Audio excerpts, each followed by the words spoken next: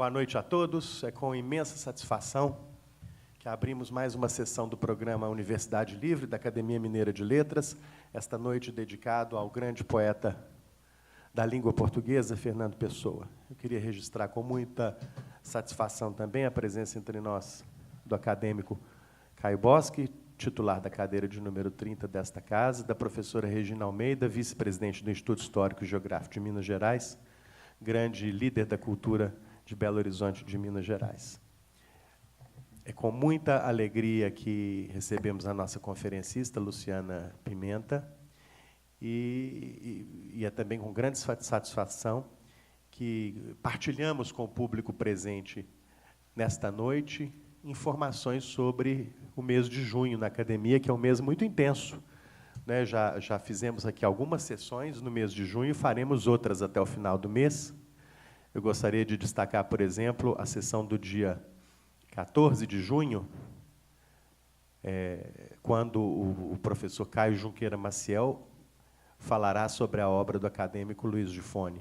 No dia 19, haverá aqui uma mesa com os escritores Jorge Fernando dos Santos e Pacífico Mascarenhas, em torno do livro A Turma da Savassi, que foi recentemente lançado em Belo Horizonte, será relançado aqui, com uma conversa entre os autores Jorge Fernando dos Santos e Pacífico Mascarenhas. Também no mês de junho teremos o professor Fernando José Armando Ribeiro, no dia 28, falando sobre as relações entre direito e literatura. O professor Fernando Armando e a professora Luciana Pimenta, os dois juntos, coordenam o grupo de pesquisa Direito e Literatura na PUC Minas.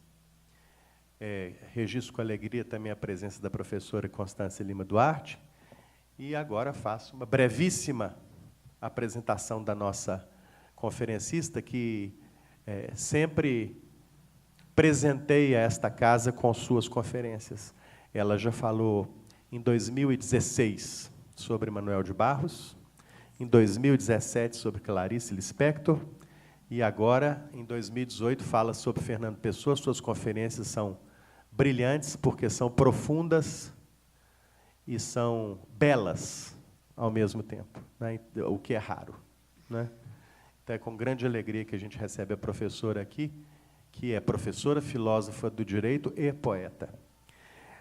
A professora Luciana Pimenta é professora no curso de Direito da PUC Minas, doutora em Direito pela PUC Minas, mestre em Filosofia Social e Política pela UFMG, e há alguns anos desenvolve pesquisas no campo do direito e da literatura, conjugadas com estudos filosóficos. Como eu já disse, lidera, ao lado de Fernando Ribeiro, o grupo de pesquisa Direito e Literatura, um olhar para as questões humanas e sociais a partir da literatura na PUC Minas, e é membro da Rede Brasileira Direito e Literatura e do grupo de pesquisa Mulheres em Letras, da UFMG. Luciana Pimenta ainda é autora de livros de poemas, Aprendizagem no Espelho, do ano 2000, Heranças, de 2016, e Morada, de 2017. Sua obra foi objeto de estudo no 9º Colóquio Mulheres em Letras, na Faculdade de Letras da UFMG, em 2017, intitulado Enraizamento Poético em Luciana Pimenta, do qual também participou como escritora convidada, partilhando a mesa com outras escritoras mineiras. Além de professora, preside a Comissão de Educação Jurídica da UAB. Luciana, mais uma vez, seja muito bem-vinda, esta casa é sua, e eu peço a todos aplausos de boas-vindas.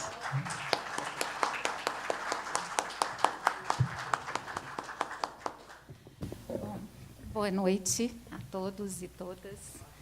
É sempre uma alegria, né, vir a esta casa, Rogério, né, aceitar, né, os seus convites e a sua hospitalidade sempre incondicional, né, para nos receber aqui, né. Hoje, né, o Rogério já disse, nós vamos conversar sobre Fernando Pessoa, né, Fernando Pessoa e os outros eus, né, poética da alteridade. Os outros eus de Pessoa. De todos os eus de Pessoa, Bernardo Soares é o livro do desassossego do meu coração. Dele, os sentimentos que mais doem, as emoções que mais pungem, são os absurdos, a ânsia das coisas impossíveis, precisamente porque são impossíveis a saudade do que nunca houve e o desejo do que poderia ter sido. Não é como Álvaro de Campos, de quem se diz, sobretudo, o cansaço. Nem disto, nem daquilo, o cansaço, assim mesmo, ele, o cansaço. Em Bernardo Soares, que também poderia, para meu encanto, ser Chico Buarque, não tem descanso, nem nunca terá. Não tem cansaço, nem nunca terá. Não tem limite. Nem é como Alberto Caeiro, que não tem pressa. Pressa de quê? Não tem pressa do sol e a lua. Estão certos. Em Bernardo Soares não há certeza, nenhuma certeza, só correnteza é o que há. Nem como Ricardo Reis, que me manda seguir meu destino, regar minhas plantas e amar minhas rosas, que o resto é sombra de árvores alheias, e ama o que, por ver, deixará um dia de ver. Bernardo Soares me faz amar sem ver. Para além do que é meu, e sem acreditar, sem tocar. Saber não ter ilusões é absolutamente necessário para ter sonhos, me ensina Bernardo Soares, por dentro, por baixo da palavra. No ponto supremo da abstenção sonhadora, os sentidos se mesclam, os sentimentos se extravasam, as ideias se penetram. Assim como as cores e os sons sabem uns aos outros, as coisas mais concretas sabem as mais abstratas, e as abstratas as concretas. Quebram-se os laços que, ao mesmo tempo que ligam tudo, separam tudo, isolando cada elemento. Tudo se funde e confunde no rastro dessa estrada de poesia. Dos muitos eus de Pessoa, Bernardo Soares me dá ar e asas. Eu vou. Começo dialogando poeticamente com Fernando Pessoa. Se o faço é para marcar um lugar de fala, falo na condição de poeta e leitora. Amante de Pessoa desde há muito, e não na condição de quem o tenha por objeto de estudo. A poesia, em mim e para mim, é sempre fruição. Mas ouso fazer algumas considerações, seguindo a trama do seu sentir e pensar poético-filosóficos. Ressalto, antes de caminhar entre os muitos eus de Pessoa, que aqui estamos em razão dos 130 anos de nascimento de Fernando Antônio Nogueira Pessoa, mais conhecido como Fernando Pessoa, nascido aos 13 de junho de 1888, em Lisboa, tendo falecido em 30 de novembro de 1935, aos 47 anos. Esse é o marco por detrás dessa palestra promovida pela Academia Mineira de Letras nesse programa crucial que é a Universidade Livre, que abre as portas da academia aos cidadãos mineiros. Para além do nome, Fernando Pessoa, entretanto, todos nós, leitores mais ou menos avançados da obra do poeta, já ouvimos falar de Alberto Caeiro, Ricardo Reis, Álvaro de Campos, Bernardo Soares, personalidades criadas por Fernando Pessoa, conhecidas como heterônimos, que assinam cada qual suas próprias obras. Estudos indicam que Fernando Pessoa teria assinado textos com cerca de 70 nomes diferentes.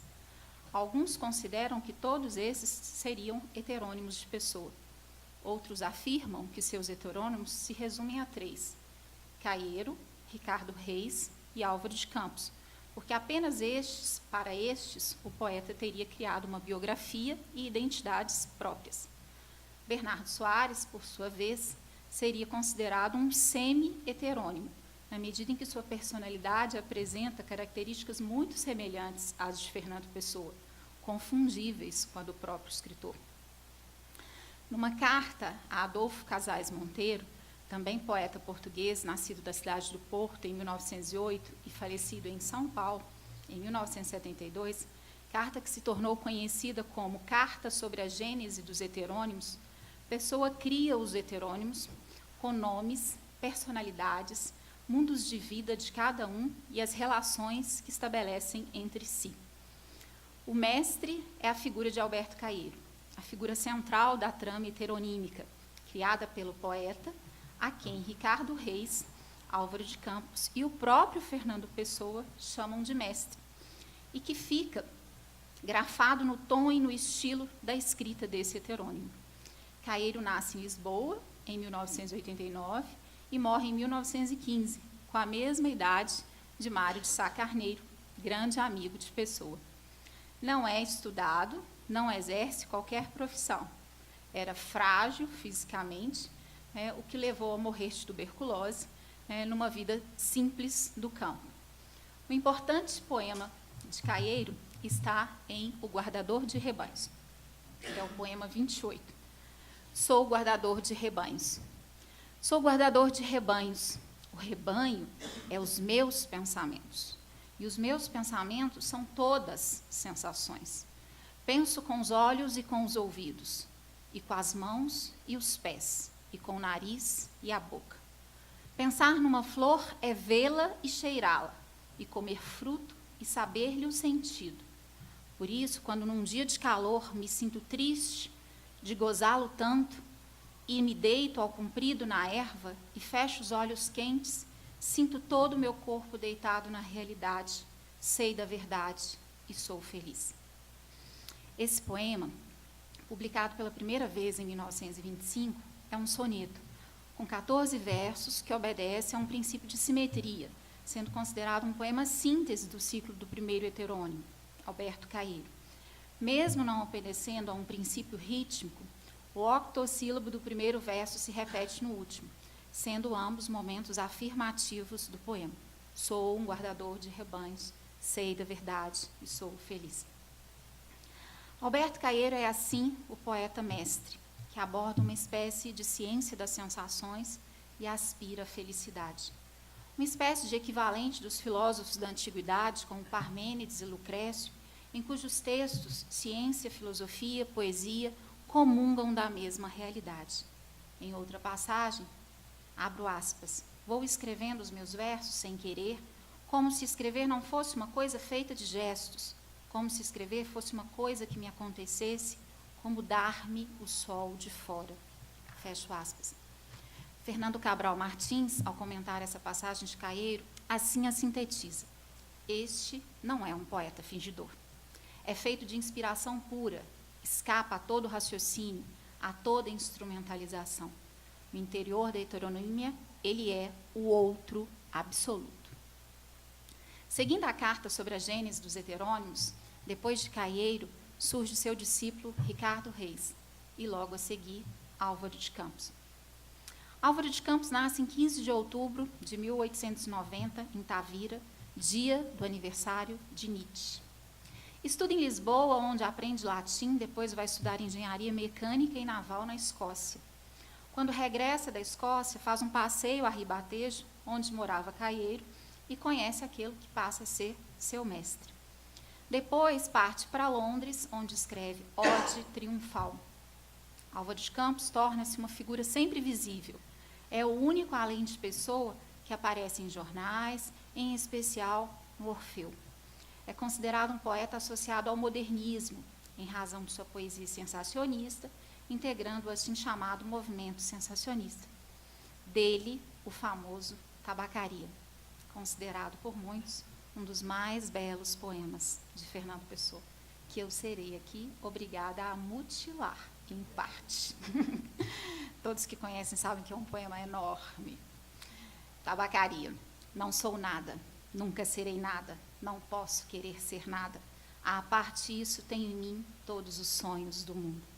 Janelas do meu quarto, de um dos milhões do mundo, que ninguém sabe quem é, e se soubessem, quem é, o que saberiam? Dais para o mistério de uma rua cruzada constantemente por gente, para uma rua inacessível a todos os pensamentos. Real, impossivelmente real, certa, desconhecidamente certa, como o mistério das coisas por baixo das pedras e dos seres. Com a morte a pôr umidade nas paredes e cabelos brancos nos homens, com o destino a conduzir a carroça de tudo pela estrada de nada. Estou hoje vencido, como se soubesse a verdade. Estou hoje lúcido, como se estivesse para morrer, e não tivesse mais irmandade com as coisas, senão uma despedida, tornando-se esta casa e este lado da rua a fileira de carruagens de um comboio, e uma partida apitada de dentro da minha cabeça, e uma sacudidela de meus nervos, e um ranger de ossos na ida. Estou hoje perplexo, como quem pensou e achou e esqueceu. Estou hoje dividido entre a lealdade que devo à tabacaria do outro lado da rua, como coisa real por fora, e a sensação de que tudo é sonho, como coisa real por dentro. Falhei em tudo. Como não fiz propósito nenhum, talvez tudo fosse nada. A aprendizagem que me deram, desci dela pela janela, das traseiras da casa, fui até o campo com grandes propósitos, mas lá encontrei só ervas e árvores. E quando havia gente, era igual a outra. Saio da janela, sento-me numa cadeira, em que hei de pensar? Que sei eu do que serei, eu que não sei o que sou? Ser o que penso? Mas penso em nada, penso em tanta coisa, e tantos que pensam ser a mesma coisa, que pode haver tantos. A certa altura morrerá a tabuleta também, e os versos também. Acendo um cigarro ao pensar em escrevê-los, e saboreio no cigarro a libertação de todos os pensamentos. Sigo o fumo como uma rota própria, e gozo no momento sensitivo e competente a libertação de todas as especulações, e a consciência que a metafísica é uma consequência de estar mal disposto. Depois, deito-me atrás da cadeira e continuo fumando. Enquanto o destino me conceder, continuarei fumando. Se eu casasse com a filha da minha lavadeira, talvez fosse feliz. Visto isso, levanto-me da cadeira, vou à janela. O homem saiu da tabacaria. Metendo o troco na algibeira das calças? Ah, conheço, o Esteves, sem metafísica. O dono da tabacaria chegou à porta. Como por um instinto divino, Esteves voltou-se e viu-me. Acenou de adeus, gritou-lhe, adeus, ó Esteves, e o universo reconstruiu-se sem ideal nem esperança. E o dono da tabacaria sorriu. Quanto a Ricardo Reis, este é considerado o heterônimo de feição mais clássica. Nascido na cidade do Porto, educado por jesuítas, é médico por profissão e vive no Brasil desde 1919, para onde se expatriou espontaneamente. É discípulo direto de Caieiro, sendo o único a quem Caieiro se dirige em seus poemas. Ele é também o intérprete de sua obra, para as quais escreveu prefácios, além de comentários de sua poesia. É considerado heterônimo pessoano, em que o estilo é pátria e identidade. Nele se vê uma dispersão do eu que leva a um nada, uma nadidade, por um lado, e por outro, uma recolocação do sujeito, a partir da ideia de uma multiplicidade. Dele são 2 poemas de que gosto muito. Põe quanto és no mínimo que fazes. Para ser grande, ser inteiro. Nada teu exagera ou exclui. Sê todo em cada coisa. Põe quanto és no mínimo que fazes. E assim, em cada lago, a lua toda brilha, porque alta vive. E segue teu destino. Maria Bethânia cantou, né? Segue teu destino, rega as tuas plantas, ama as tuas rosas. O resto é sombra de árvores alheias. A realidade sempre é mais ou menos do que nós queremos. Só nós somos sempre iguais a nós próprios. Suave é viver só. Grande e nobre é sempre viver, simplesmente. Deixe a dor nas aras como exorto aos deuses. Vê de longe a vida, nunca interrogues. Ela nada pode dizer-te. A resposta está além dos deuses. Mas serenamente imita o Olimpo, no teu coração. Os deuses são deuses porque não se pensa. Quanto a Bernardo Soares, este surge com o livro do Desassossego, como um diário escrito por ele, narrador, que é um empregado de escritório de um armazém de fazendas, que, em verdade, pouco fala do empregado, pouco fala do comércio. O subtítulo do livro é Livro composto por Bernardo Soares, ajudante de guarda-livros na cidade de Lisboa. Os textos publicados são assinados pelo próprio Pessoa. Bernardo Soares aparece como narrador. É daí que vem a afirmação de Fernando Cabral Martins de que, no momento em que Bernardo Soares se torna o narrador do livro do Desassossego, em 1928, a vida para a Pessoa torna-se literatura. Eis o depoimento de Pessoa, abro aspas. A minha vida gira em torno da minha obra literária, fecho aspas. Boa ou má, que seja ou possa ser, tudo o mais tem para mim interesse secundário.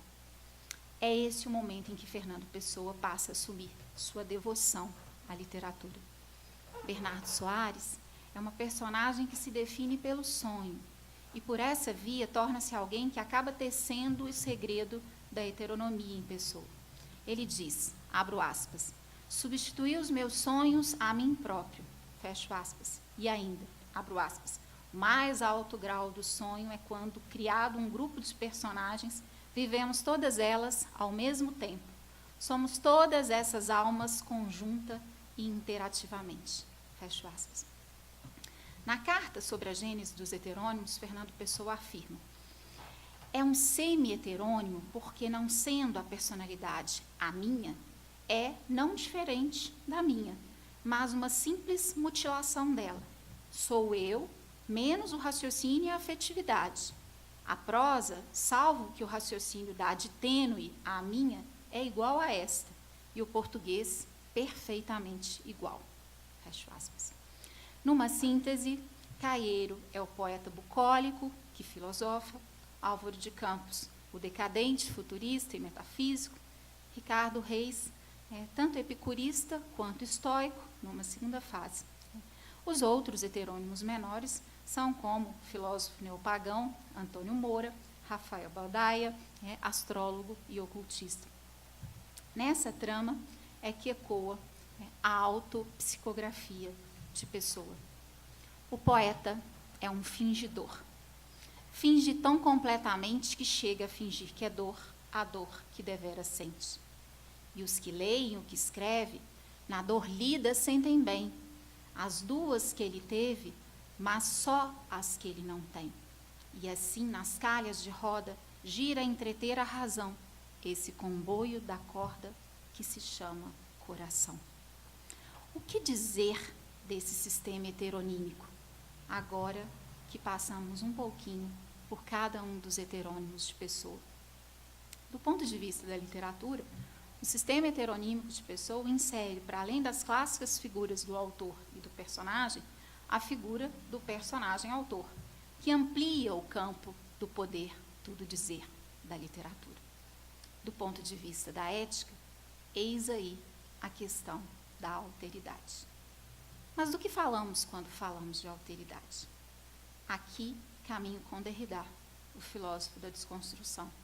A alteridade radical do outro é irredutível ao mesmo, ou ao que ele chamará, nos últimos textos, de uma ipseidade. Enquanto imagem, o outro nos olha, e esse outro excede a interiorização que dele tentamos realizar, pois a parte que é a imagem excede o todo que seria o eu. Por ser totalmente outro, é que a imagem do outro não se deixa nunca delimitar dentro de um espaço homogêneo, implicando sempre uma fratura inelutável. A imagem é vidente, mais do que visível. A imagem nos olha. Essa inversão da dissimetria, que não pode ser interiorizada, senão excedendo, fraturando, ferindo, lesando, traumatizando a interioridade, que ela habita ou que a acolhe segundo a hospitalidade, o amor, a amizade. Uma ética da alteridade é, pois, uma ética da hospitalidade, uma ética da amizade, uma ética da diferença, uma ética do amor. Esse é o texto.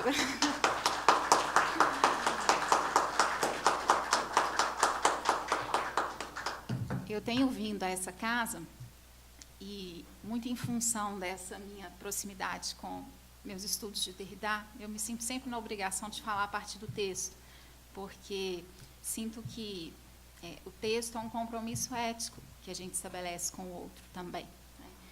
E o Derrida trabalha essa construção do texto sempre partindo do pressuposto de que se instala uma dupla ausência, né, em todo o texto. Quando eu estou escrevendo, né, estão ausentes meus leitores, né? Quando eles estão lendo, né, estou eu ausente. E nisso tudo, né, forma-se a trama que a gente chama do segredo do texto, né, que é, na verdade, o segredo da literatura, né. A literatura guarda um segredo em função, não é o que é escondido e que as pessoas, né, não podem dizer, é o que cada um de nós, enquanto outro do escritor, enquanto leitor, podemos, né, inventar no texto, podemos inserir no texto. E essa é a razão pela qual, nos últimos, né, 4 anos, né, que eu venho trabalhando mais efetivamente com o pensamento do Derrida, eu sempre tenho falado a partir de textos, né, mas hoje eu fiz questão de construir um texto, nem sei se é verdade que eu construí um texto menor, né, porque os poemas são tão longos, eu fui tentando cortar, mas fiz questão de construir um texto um pouco menor, sim, para a gente ter um pouco de tempo para conversar também, né? O momento aqui é para o diálogo, sempre. Não fosse isso, não seria uma palestra sobre alteridade, né? Ou seja, estaria fora da minha própria pauta. Então, eu queria falar um pouquinho, antes, né, de abrir para esse diálogo, sobre algumas coisas que, na verdade, portam a minha reflexão sobre essa questão da alteridade, né? Primeiro, eu queria comentar um pouco sobre os textos que eu utilizei para montar o texto, né? Em termos de estudos mais teóricos, esse texto, que é muito recente, né, do Fernando Cabral Martins, Introdução ao Estudo de Fernando Pessoa, é um excelente livro para quem quer conhecer todos esses, né, heterônimos, né, e passar aí, né, vasculhando por suas biografias, etc. E tal. É um livro do ano passado, né, de 2017, um texto bem recente e bastante recomendável, digamos assim, né. Essa obra, na verdade, Quando Fui Outro, uma coleção que o Rufato, né, o Luiz Rufato, montou também ano passado, né, um texto bem recente. O que essa obra tem de interessante que eu considero em relação a outras coletâneas que eu tenho, inclusive, né, de poemas do Fernando Pessoa? Ela tem a carta dos heterônimos, né, essa carta onde o Fernando Pessoa explica, que não é uma carta que está publicada em muitos textos, né, eu, pelo menos, não conhecia, e eu tenho outras coletâneas de poemas do Fernando Pessoa, e não tenho essa carta. A carta está aqui, na íntegra, onde ele vai explicando, né, tem um pedacinho aqui que dá até para fazer a leitura rápida, né, só para a gente conhecer nas palavras do próprio Pessoa, né. Ele diz assim, ele explica, né, o momento em que ele vai criando cada um dos heterônimos e como que ele fez isso, né. Ele diz assim, ó, vou ler para vocês um pedacinho só, chama-se A Gênese dos Heterônimos, né. Ele está respondendo, na verdade, a uma carta que lhe foi, né, remetida, indagando sobre essa criação, né. E aí ele diz, deixa eu pegar só a parte direta dos heterônimos, que acho que fica... ele diz assim... Aqui. Quando foi da publicação de Orfeu, foi preciso, à última hora, arranjar qualquer coisa para completar o número de páginas. Sugeri, então, ao Sá Carneiro que fizesse um poema antigo, de Álvaro de Campos, um poema como o de Álvaro de Campos, seria antes de ter conhecido Caeiro, né, e ter caído sob sua influência. E assim fiz o opiário em que tentei dar todas as tendências latentes de Álvaro de Campos, conforme haviam, né, de ser depois reveladas, mas sem haver ainda qualquer traço de contato com seu mestre Caeiro, né. E vai explicando essa trama, né, de montagem, né. Antes disso, ele diz, né, aparecido Alberto Caeiro, tratei logo de lhe descobrir, instintiva e subconscientemente, uns discípulos. Arranquei do seu falso paganismo Ricardo Reis, latente, descobri-lhe o nome e ajustei-o a si mesmo, porque nessa altura já ouvia, e de repente, em uma derivação oposta à de Ricardo Reis, surgiu-me impetuosamente um novo indivíduo, né? Então, ele vai explicando o seu processo mesmo, né, de criação dos heterônimos. Então, a carta está publicada aqui afora, né, tantos outros poemas, né, muito bonitos. A seleção do Rufato é muito bela, né, na verdade. É um livro da Alfaglaba, que saiu ano passado também, né. Esse é o clássico livro, né, do desassossego, que acompanha qualquer desassossegado, né, na poesia. E é, de fato, né, o texto mais literário do Fernando Pessoa, né, daí porque se associa em função dessa criação, né, do narrador, Bernardo Soares, se associa a sua relação com a literatura mais enfaticamente nessa obra, né, o livro do Desassossego, que conheço da fala de muita gente ser o livro favorito do Pessoa, né, o que é um livro super denso, né, na verdade, né. Eu gosto muito, né, falei aqui, né, meu texto inaugural é de abertura com esse diálogo, né. Gosto disso por causa dessa relação com a literatura mesmo, né, a literatura que eu também leio a partir, né, dessa ideia de uma instituição que tudo pode dizer, né, que é uma tese do Derrida naquela obra, essa estranha instituição chamada literatura, né, me parece que abre toda essa possibilidade de reinvenção do mundo a partir dessa alteridade da própria realidade, né? Literatura é ficção como o outro do real, né? Então a literatura é em si mesma, né? E está em si mesma instalada, né? Como lugar e espaço de alteridade, né? Daí porque Blanchot vai falar da outra noite, né? E alguns outros filósofos vão sempre se reportar, né, como essa instância outra, mas que é sempre essa abertura, né, a uma outra realidade que acolhe o outro, que acolhe a diferença, né, que acolhe, né, alternativas. Aliás, a gente está num cenário no Brasil tão carente de alternativas que a gente precisa ampliar a nossa relação amorosa, né, com a literatura como forma de criar um outro, né, do nosso real. Né. E esse é um livro que inspira o título que eu dei, né, para a palestra, O Eu Profundo e os Outros Eus. Esse, na verdade, é o meu primeiro texto meu mesmo, daquele assim que você vai à livraria e compra e diz assim, esse, né, eu estou comprando. Esse é um livro que eu me dei de presente na década de 90. Né, então, e ele é uma coletânea interessante também, porque ele elege os poemas do Fernando Pessoa, né, assumidos em si mesmo, e depois faz o desdobramento com os heterônimos. Né, então, também são coleções interessantes. Bom, mas por que eu escolhi falar, né, dessa questão dos outros eus e uma poética, né, da alteridade? Primeiro, eu estou fazendo uma brincadeira, né, que talvez não me fosse possível, né, poética, né, se eu for a matriz poiesis da palavra. Né? Mas, como a gente está falando em português, né, a poética me permite fazer essa quebra e eu pensar que o pó é tanto estrada, né, e a ética é esse ethos do qual falamos sempre que falamos, né, e que instalamos esse espaço de alteridade. Mas, na verdade, a minha insistência aqui é pelo seguinte, nós conhecemos mais de ética relacionada à ideia do dever, e aí, por exemplo, eu me refiro, né, a Kant, talvez o papa, né, de uma ética do dever, né, e menos de uma ética do amor, menos de uma ética da alteridade, né, menos de uma ética da diferença. E aí é a minha insistência mesmo, né, poético-filosófica, de pensar uma ética amorosa, né, de pensar uma ética da alteridade. Né. Acho que esse é um caminho ético extremamente mais interessante do que uma ética do dever absoluto, né, no sentido do rigor a priorístico que nos define como seres racionais, né, e nos despreza as condições sensíveis. Né. Essa é uma situação que nos coloca em diversas angústias no mundo da vida, né, quando nos pensamos nesse ser, a começar pela aniquilação do outro, né, aniquilação do diferente ou daquele que não responde pela via da razão. Né. Então, eu queria, com a poesia de Pessoa, chamar a atenção para uma discussão que é extremamente filosófica, é política, né, é do mundo da vida, né, que é a discussão sobre o que tratamos por ética, né, o que é ética para nós. Né. Na verdade, a mim parece que a ética transcende esse lugar de uma discussão estrita sobre o dever. É claro que ela se põe também aí, mas ela se põe aí depois de ter se posto na minha responsabilidade para com o outro, e não por um dever a priorístico. Então, eu quero trazer o outro para a cena, né, primária da discussão ética. E aí eu sinto, né, eu nem vou dizer eu penso, porque isso em mim acontece pela via dos sentidos mesmo, eu sinto que Fernando Pessoa é alguém que nos presenteia com uma poética da alteridade, na medida em que ele próprio abre mão de si, cedendo espaço a essa diferença, na incorporação desses heterônimos em toda a sua obra.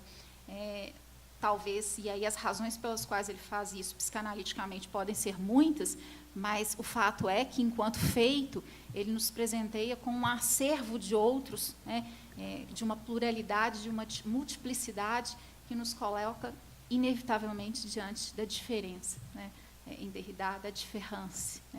E essa diferença é, de fato, uma condição única e singular para a gente pensar ética, pelo menos uma ética da alteridade.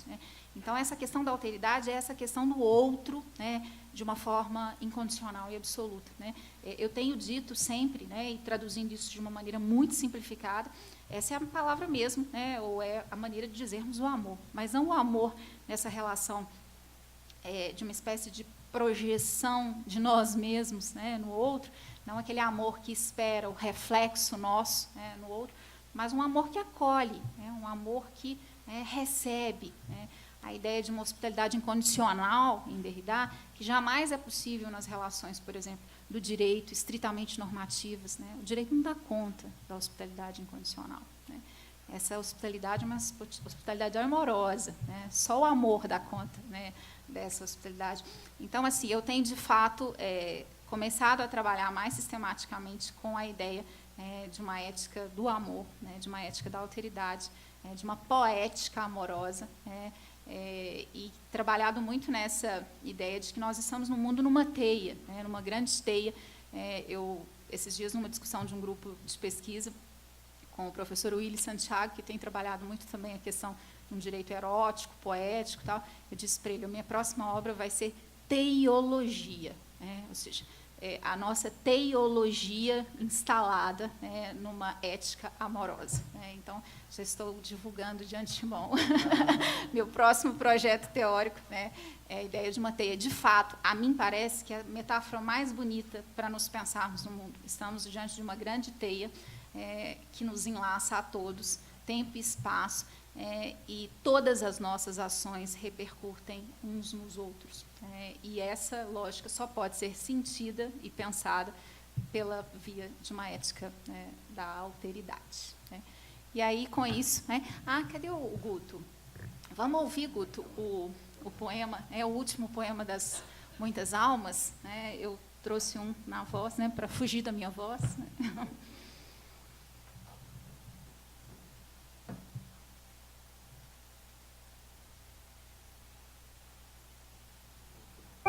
Não sei quantas almas tenho. Cada momento mudei. Continuamente me estranho. Nunca me vi nem achei. De tanto ser só tenho alma. Quem tem alma não tem calma. Quem vê é só o que vê. Quem sente não é quem é. Atento ao que sou e vejo, torno-me eles e não eu. Cada meu sonho ou desejo é do que nasce, não meu. Sou minha própria paisagem. Assisto a minha passagem, diverso, móvel e só. Não sei sentir-me onde estou. Por isso alheio vou lendo, como páginas, meu ser. O que segue não prevendo, o que passou a esquecer.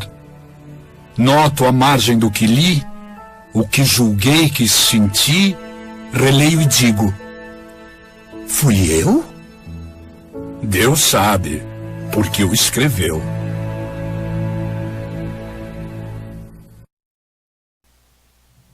É isso. E aí, vamos conversar, né?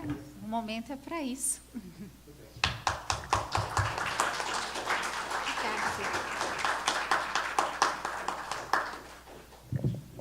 O microfone está à disposição.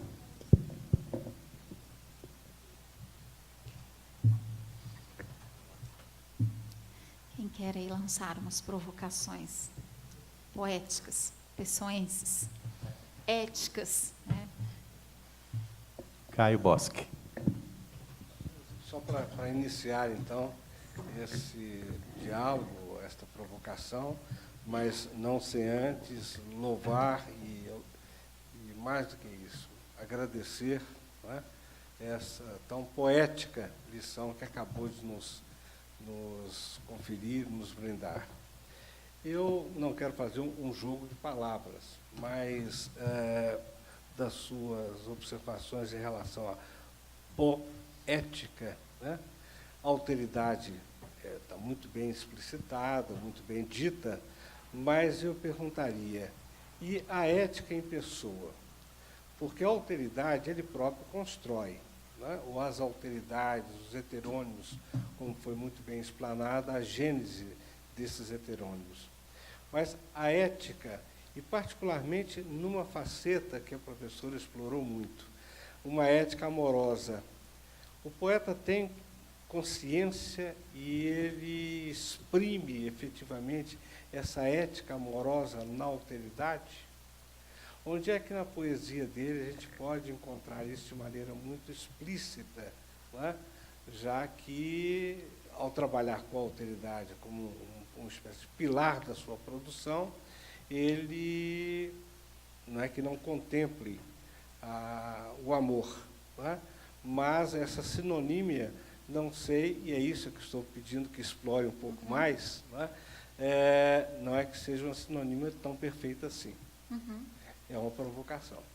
Obrigada, professor Caio.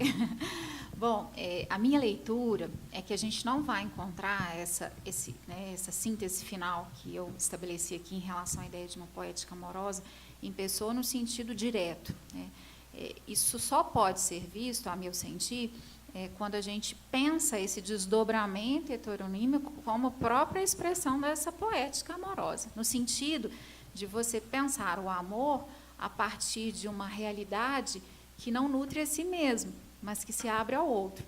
Porque se a gente pensa a história de Pessoa com Ofélia, mal sucedido, noivados, né, por 2 vezes tentado, né, e todo o fracasso da vida amorosa de Pessoa, no sentido daquilo que, né, comumente chamamos de êxito e fracasso, né, nós vamos entender que ele não tem essa expressividade, de fato, né, amorosa. As suas relações dessa ordem são ditas mal sucedidas, né? Mas aí, né, os próprios juízos de valor que a gente usa aqui, né, em relação a isso, estão diante de uma ideia de que a gente tivesse que ter êxito, né, ou consumar essas relações, né, ou seja, a gente já vai numa pauta onde a gente estabelece uma pré-compreensão de que, né, supostamente, uma relação amorosa se dá do ponto de vista da consumação de uma relação bem exitosa no campo hetero ou homossexual que o seja, né? Mas a mim parece que a gente pode pensar o amor numa dimensão mais ampla, né? Que é exatamente esse abrir-se à diferença, quando você, de uma certa forma, diminui a própria ideia de quem seja enquanto sujeito, né? Por incrível que pareça, a minha noção aqui é um pouco a de empobrecer, se a gente puder dizer assim, né, o sujeito que herdamos da modernidade como alguém absolutamente, né, digamos, senhor de si, né, o sujeito moderno é um sujeito que se define a partir de si mesmo, né, é alguém que não se define pelo outro. E essa, digamos assim, essa cessão de si ao outro, qualquer que seja essa forma, seja em si já uma expressão amorosa, né? Então, eu leio uma existência, né, digamos, de uma experiência amorosa em pessoa, na própria multiplicação dos seus eus, que em última instância só são possíveis porque ele diminui a si mesmo, pessoa, né, e multiplica-se, né, nos outros eus. Mas é claro que eu não estou fazendo uma leitura do amor, né, como um amor convencional, né? Aliás, tem um poema que diz, né, amor é uma palavra muito empoeirada, né? A gente precisa revisitar essa palavra, né? Então, sob esse aspecto, eu acho que é possível ler, né, a ideia de um amor, de uma ética amorosa, como um sujeito que está, né, numa cena, né, digamos, de abertura à alteridade, não nisso estabelecido uma relação propriamente bem-sucedida, né, com uniões bem-sucedidas, mas do próprio estar no mundo. É porque o estar no mundo é de uma finitude absurda, né? Então, assim, no final das contas, assumir o significado radicalizado dessa finitude, abrindo-se ao outro, né? Acho que isso está em pessoa, independente de encontrarmos o êxito aí das suas experiências amorosas, né? Mas é uma boa provocação, né, professor? É porque a alteridade em si, ela contém a noção de amor, né? É implícito, ou não? Sim, e aí, sob essa colocação que o senhor Entender faz... o outro é uma relação amorosa. Sim, mas quando o senhor diz a alteridade em si contempla a dimensão amorosa, então nós já estamos constatando que há em pessoa essa dimensão, porque a alteridade está lá, né? Acho que eu entendi a sua pergunta dizendo, olha, a dimensão da alteridade está posta, a gente consegue ver, né, nessa multiplicação dos eus. Mas e o amor? Ora, se a alteridade pressupõe o amor, que é o que eu penso, o amor está lá, nessa alteridade, não é? A mim parece que é isso.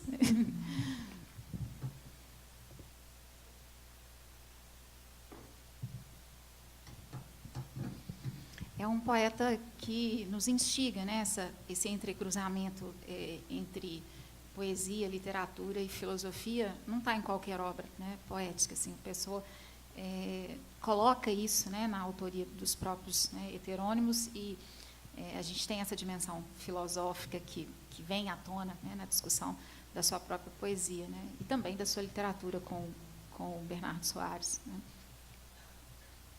Isso, Igor. Boa noite, gente. Meu nome é Igor. Bom, a minha também é, de certa forma, uma provocação, professora Luciana. Se a gente poderia pensar essa ética, enfim, essa alteridade que você coloca, de uma abertura para o outro, mas também de uma relação de uma dependência social do outro. E aí eu estou te provocando para pensar, não só com Derrida, mas com a Butler também, a noção de precariedade, né? De uma precariedade enquanto ontologia social que nos atravessa, né? De um eu que depende do outro para existir. Sei lá, dependemos de alguém que, quando nascemos, cuide de nós, para que a gente possa crescer, enfim. Dependo que alguém aqui não tire uma arma e atire na gente para a gente continuar vivo. Ou seja, há uma precariedade que nos atravessa também. E essa precariedade, de certa forma, nos convidaria a uma ética de responsabilidade para com o outro, como pensar essa alteridade, não só numa abertura para o outro, mas na dependência ontológica que temos do outro, nesse sentido. Eu acho que você só reforça, né, a questão, acho que a sua fala verticaliza, Igor, eu te agradeço, né, porque a Butler, como leitora do Derrida, né, expande essa discussão, né, e acaba levando mesmo, né, para esse conceito de precariedade já é da Butler mesmo, né, algo tecido muito por ela, mas instalado a partir dessa instância, né, da alteridade, de uma ética da alteridade, que começa com Levinas, né, assim, de uma certa forma, de uma maneira mais consistente. O Derrida leu Levinas, né, e dialoga muito, mas o Derrida tem algo muito interessante para além, né, do Levinas na ética, que é a instância da animalidade, né. Eu gosto demais disso. Gosto demais por quê? E aí, quando isso vai para a cena da literatura, também me parece muito atraente, porque o Levinas só leva a ética até o humano, né? Então, só a ética na face, né? Na relação dos rostos, né? E o Derrida escreve O Animal que Logo Sou, né? Que é uma obra onde ele instala a possibilidade de nós reconhecermos o animal, né? Numa instância ética, né? Ou seja, no final das contas, o outro é outro vivente. E aí, quando a gente expande isso, a gente consegue pensar uma responsabilidade para com o mundo numa totalidade, né? O Kant, por exemplo, recusou que os animais fossem sujeitos de direitos, por óbvio, né? Porque se ele diz que o que dignifica o ser é a razão, é impossível que eu, né, identifique no animal essa mesma instância. O animal não é digno, né, de respeito, por ser um ser de razão, mas por ser um outro cuja linguagem eu sequer acesso, né? O mundo é farto de linguagens, né? O fato de nós não entendermos o que os animais dizem não significa que eles não estão se expressando linguisticamente, né? Ou seja, é na linguagem que o fazem, né? A nossa forma, né, de acesso é que é outra, né? Então, isso também me interessa muito no Derrida, que é a instância da animalidade, ou seja, que expande isso.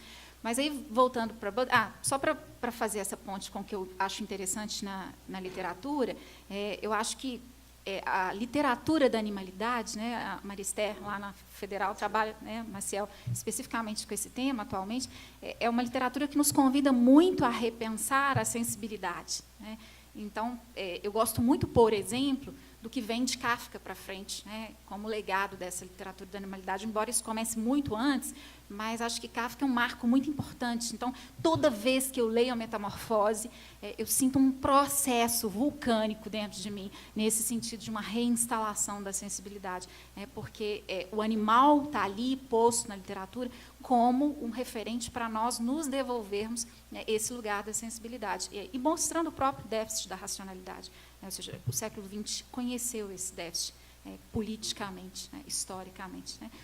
E aí, voltando para Butler, acho que ela faz uma leitura muito interessante do Derrida, expandindo isso para essa lógica de uma precariedade mesmo, que instala mais do que nunca uma noção de responsabilidade, né. Eu vou, inclusive, falar sobre isso, né. Semana que vem temos um colóquio, né, sobre performatividade na UFMG. O Igor é um dos responsáveis por esse colóquio. eu estarei lá falando, né, sobre, né, responsabilidade, ética e responsabilidade na Butler, né? E sinto que ela expande muito essa noção do Derrida, e, de fato, o conceito que permite essa expansão é a precariedade. Somos precários.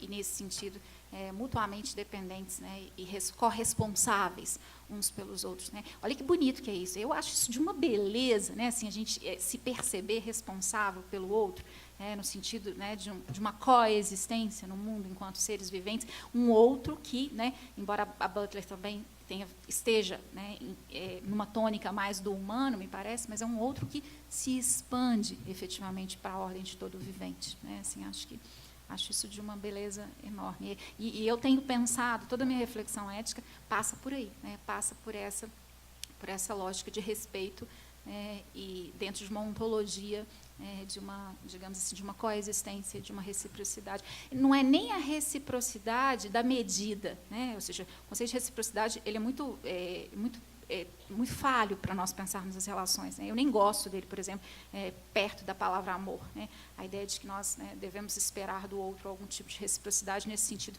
de cálculo, né? A medida e o cálculo não estão nessa esfera, né?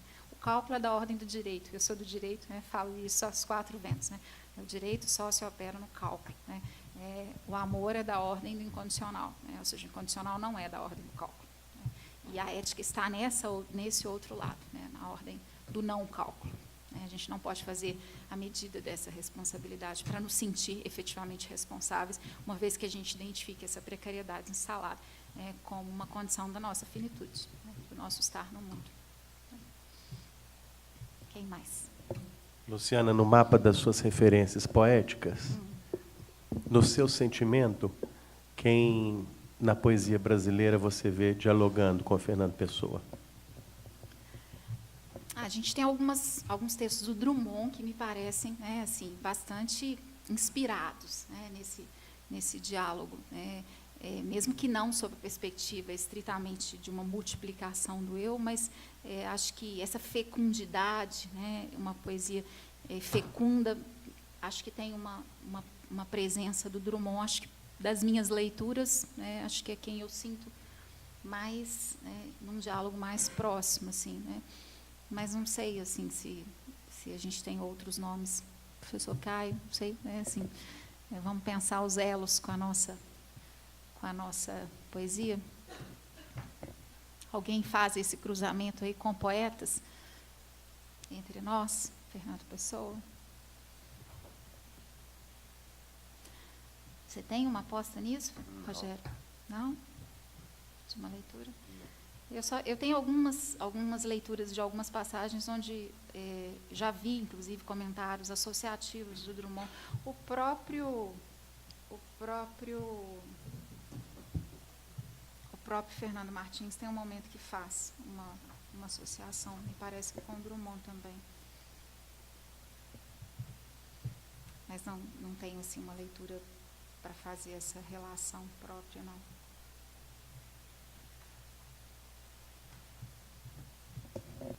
Vamos fazer uma última leitura? Vamos encerrar com a professora lendo um poema de escolha dela, do Pessoa. Sim. Acho que esse poema nos conecta com uma característica do nosso tempo, que é a velocidade, né? Um terror, né? E o poema se chama Para Sentir a Delícia e o Terror da Velocidade. Para sentir a delícia e o terror da velocidade, não preciso de automóveis velozes, nem de comboios expressos. Basta-me um carro elétrico e a espantosa faculdade de abstração que tenho e cultivo. Um carro elétrico em marcha, eu sei, por uma atitude constante e instantânea de análise, separar a ideia de carro da ideia de velocidade, separá-las de todos até serem coisas reais diversas. Alteridade. Depois posso sentir-me seguindo, não dentro do carro, mas dentro da mera velocidade dele. E cansado, se acaso quero o delírio da velocidade enorme, posso transportar a ideia para o puro imitar da velocidade, e a meu bom prazer aumentá-la ou diminuí-la, alargá-la para além de todas as velocidades possíveis de veículos comboios.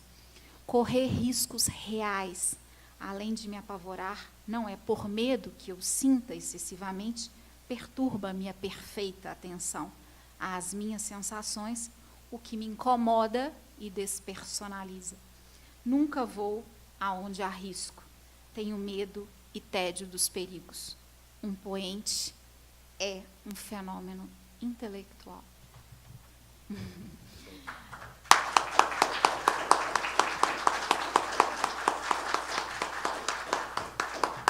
Vou ler mais uma, né, para não terminar num tédio, né, assim.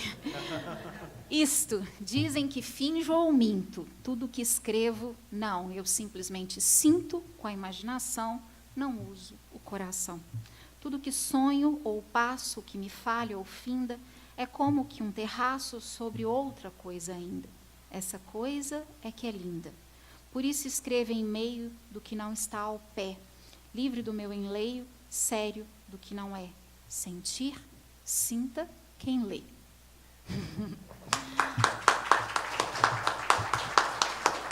Esses dois últimos poemas nos conectam com uma outra questão que eu acho muito interessante nessa relação que a literatura, né, nos abraça, que é essa discussão sobre real e ficção, né? Realidade e ficção é um tema fantástico para a gente entender a muito tênue linha entre uma coisa e outra, né?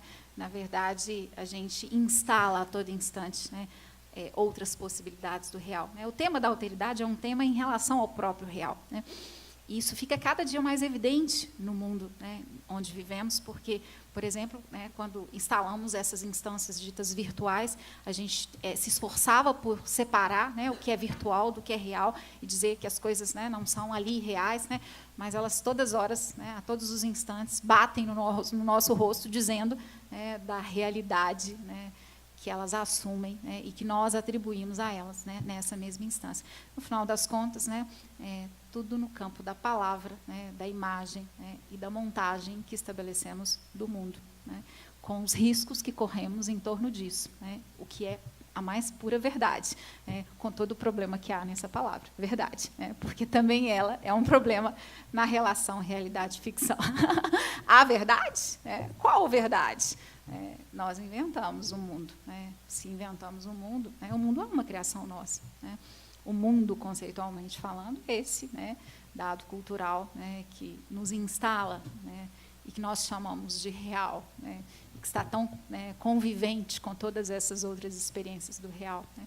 Esse tema da realidade-ficção, né, que é muito da literatura, ele é muito atrativo, muito atraente, né? Assim, eu gosto muito também. Muito bem. Obrigada, gente.